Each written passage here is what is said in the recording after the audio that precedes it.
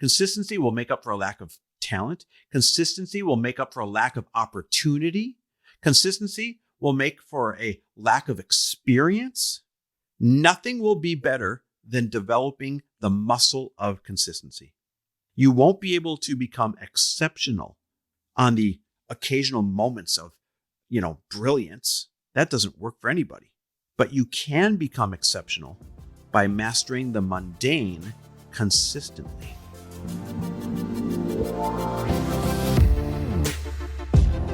Welcome, everybody, to the Chris Harder Show, where we are making you unapologetic about your pursuit of success, knowing that when good people like you make good money, they can then do great things. My name is Chris Harder, and several times per week, I will bring you epic guests, solo episodes, and every single tool, trick, and skill set you need to grow your business, grow your money mindset, and to grow your wealth to levels that you have never reached before. I've ended up in a unique place in life where I've got the experience, the connections, and all of the secrets that it takes to be successful. And I'm lifting the curtain to reveal it all to you in an effort to help put you in a position of abundance so great that you can then be as generous as possible. So let's lock arms and let's get started.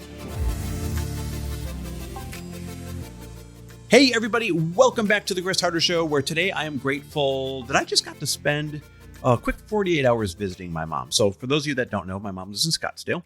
And I do these mom dates where I fly in and I spend a quick 24 hours or 48 hours with her, because I really believe that your priorities will be reflected not by what you say, but by what you do. So every couple of weeks, I fly back there. Sometimes I stretch it out to every few weeks. And I make these quality memories because it's a priority for me to make these memories. You may or may not know, but I lost my father in 2020, totally unexpected. And the moment it sank in that my dad was gone, the moment it sank in, my very next thought that I remember having was, oh, I am so glad that I don't have any shoulda, coulda, wouldas. Meaning, I didn't leave anything on the table. I didn't leave any unsaid I love yous. I didn't leave any experiences. I didn't leave any effort on the field. I literally made memory making such a priority that when Dad passed, my only regret was that it was way too soon. And so I do the same thing with Mom, because I truly believe that what you value, you will plan for. And no matter what you say you value, you'll be able to tell by your actions if you truly value that or not. And of course, I value making memories with my parents more than anything on the planet. Now, if you're like, dude, who is this guy? Like, I just thought I was listening to a business podcast. He's talking about his mom. I start every single show reminding you that you got to stop and take inventory of what you do have. In other words, have a gratitude practice.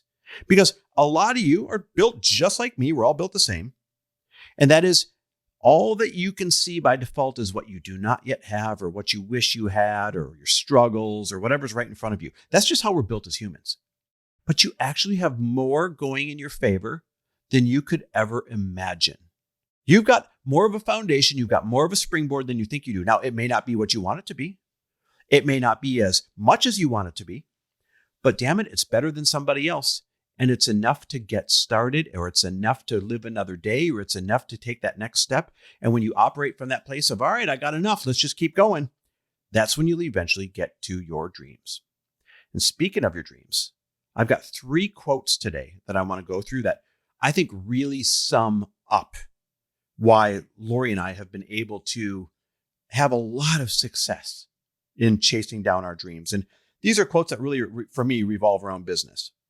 These are quotes that allow me to show up the way that I want to show up, and allow me to plan the way I want to plan, and allow me to operate the way that I want to operate when it comes to running great companies and fighting through the fight and getting through the headwinds and everything that it takes for you to actually reach your business dreams. Now, I'm going to share these 3 quotes with you, and I'll tell you who each one's from. And I'm going to say them a couple of times so you can kind of write them down, because I really believe that if you subscribe to these 3 tips, that you're just going to have a lot easier of a time reaching whatever goals you have. And so let's start with the first one. The first one is by Ryan Serhant. And if you don't know who Ryan Serhant is, he's a big real estate personality. Started with a show on Bravo called $1 Million Listing New York, and now he's got his own series on Bravo, and he's really become a celebrity in the real estate world. And he's got a quote that goes like this: If your week is full of $5 tasks, do not expect $500 outcomes. Let me repeat this. I want this one to really hit you.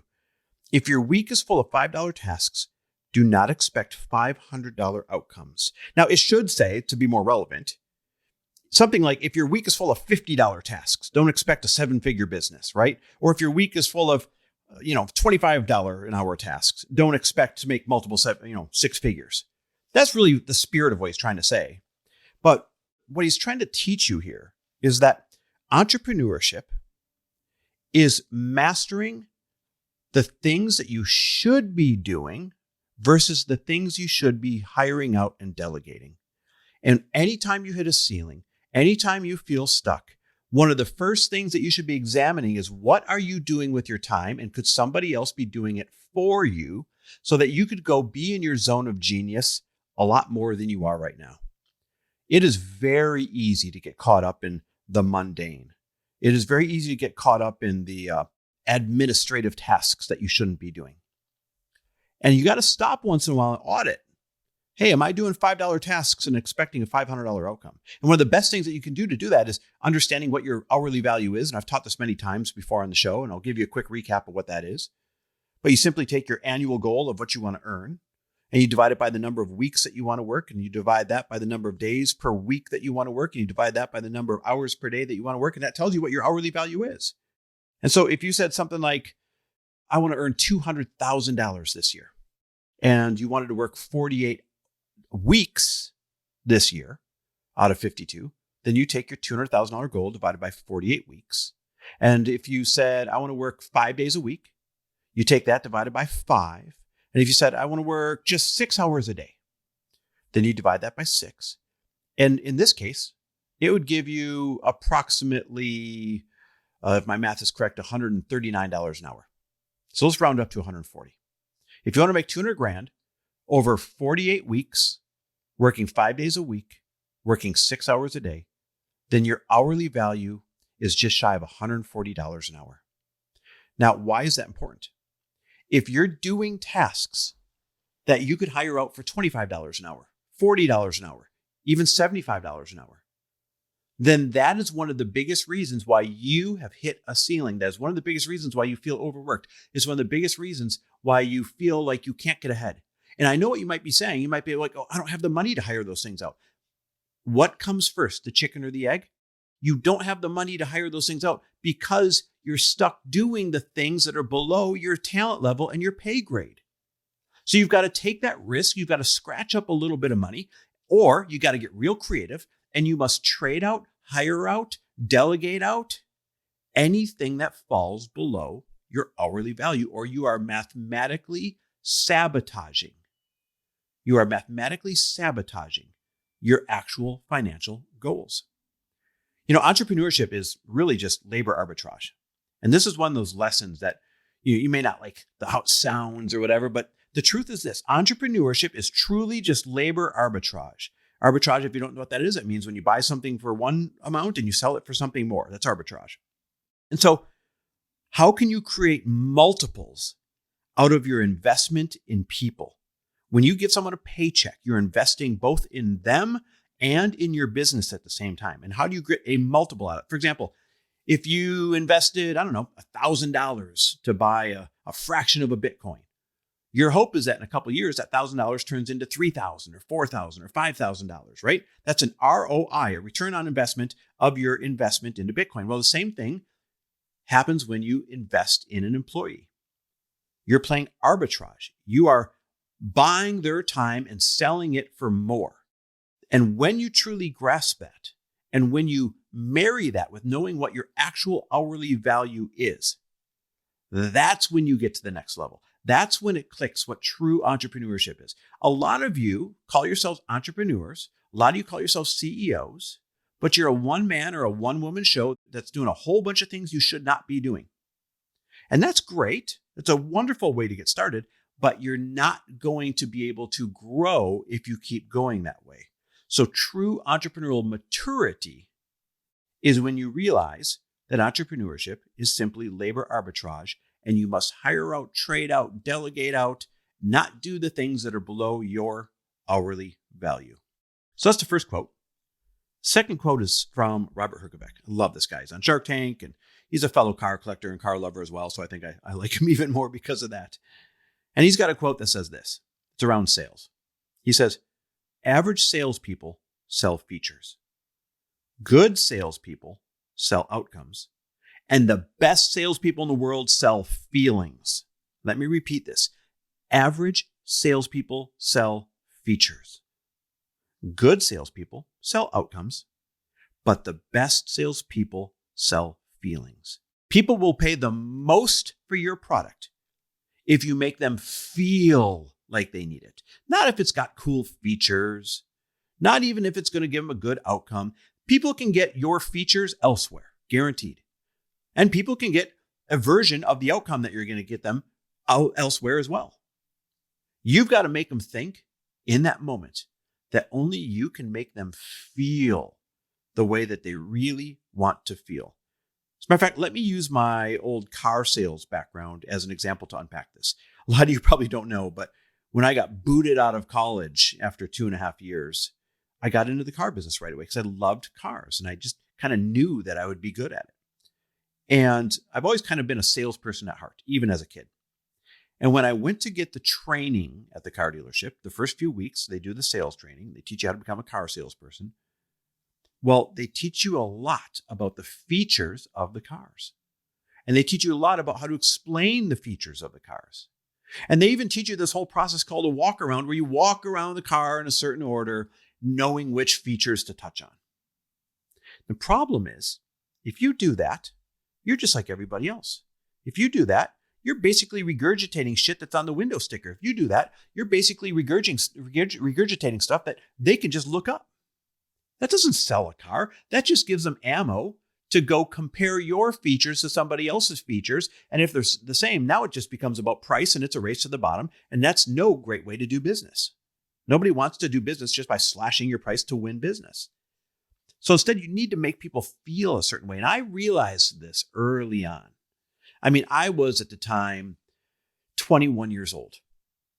And I just had this intuitive, instinct that I had to get people sitting behind the wheel and driving that car in order to be successful. A test drive, right? And it worked. By my 3rd month there, I was the second to best salesperson. And in my 4th month there, I was the top salesperson. And it was because I realized that the most important thing I could do was to create a feeling when they stepped onto that lot. And so I'd get them into that driver's seat as soon as I could. Forget about the features. And I'd get them feeling the leather-wrapped steering wheel or the leather seats that they're sitting on. And I would get them to smell that new car smell. And boy, we all know how intoxicating the new car smell can be if you've ever bought a new car. Like you smell it for days, for weeks. You get in your car, you're like, oh my God, that's the best smell on the planet, right? And I'd get them to smell it. And then I'd get them to fire up that car. Matter of fact, many times I would start it for them. And I'd say, go ahead, put it in drive. I just want to show you something. And the car would start to creep out. And before you knew it, we were on a test drive. I wouldn't say, hey, would you like to test drive it? No, I got them sitting in the car, feeling the leather, smelling the new car smell. And I would press the start button and I would get them to put it in drive and say, just creep forward a little bit. And before you knew it, we were on a test drive because I knew that when they drove the car and realized it was twice as smooth or twice as quick or twice as quiet or twice as convenient as the rattle box that they just drove in on, that they've been driving for the past 5 or 6 years, that was going to create some sort of feeling that they wouldn't be able to part with. Even if they didn't buy that day, they went from just looking to, oh yeah, I am buying a new car for sure. And it's that feeling that then gives you the upper hand in being able to charge what you want to charge. It's that feeling that allows you to say, don't you want to feel this way all the time? It's that feeling that makes people make rational and irrational decisions. Think about every irrational purchase you've ever made. It's because you were feeling something in that moment. Sure, you might have had buyer's remorse, or you might have regretted doing it, or you might have said, that probably wasn't responsible. But you bought that thing because it made you feel a certain way. You bought that high-end handbag because you felt a certain way carrying it. You bought that car or that home because you felt a certain way walking into it. Making somebody feel something is how you get people to say, yep, I'm taking your product because I want to feel this way all the time. And then the third quote that I think has really been a big part of our success is one that Alex Hormozy says. And he says, you must first become consistent before you can become exceptional. I'll repeat this one for you too. I think this one's the most important of them all. You must first become consistent before you can become exceptional. This means you've got to develop consistent habits. I don't care how talented you are. Consistent habits will outweigh talent every time. You've got to get consistent sleep. You've got to eat consistently well so you have energy. You need consistent financial discipline. You need to be able to be consistent with your personality or your mood. You know, people that fly off the handle all the time, people don't want to work for or with those people. Or people that are, they're cheery one day and they're depressed the next week. People don't want to work for or with those individuals because they never know what they're getting. But the people that don't get too high on the highs and too low on the lows, that's when people say, I know what I'm getting with him. I know what I'm getting with her. And that's what I want to buy into. Consistency is an absolute hack. Consistency is an absolute superpower. Consistency will make up for a lack of talent. Consistency will make up for a lack of opportunity. Consistency will make for a lack of experience. Nothing will be better than developing the muscle of consistency. You won't be able to become exceptional on the occasional moments of, brilliance. That doesn't work for anybody. But you can become exceptional by mastering the mundane consistently. How many sales calls can you make without giving up? How many times can you pitch without giving up? How many times can you go in and check the analytics and make a tweak here and make a tweak there without giving up? None of that is a superpower from a talent standpoint. That is not exclusive to just a few people. Anybody can do that stuff. Anyone can pick up the phone consistently and continue to call and call and call until they make a sale. Consistency is an absolute superpower, and it's sexier than talent all day long. And this should excite you because it means anybody can succeed. It means anybody can do it. It means anybody can hit their goals if you're willing to be consistent. These three quotes, I swear by them, and I swear you will be successful if you buy into them. Quote number 1, if your week is full of $5 tasks, don't expect $500 outcomes. Quote number 2, average salespeople sell features, good salespeople sell outcomes, but the best salespeople sell feelings. And quote number 3, you must first become consistent before you can become exceptional. All I want for you is that you find a way to hit your goals. Because like I've always said for the past 8 or 9 years on the show now, that's when good people like you can make good money and then do great things. Hey, thanks for listening. Love and appreciate you. By the way, at the time of this recording, we have only 2 Elite Entrepreneur Mastermind spots left.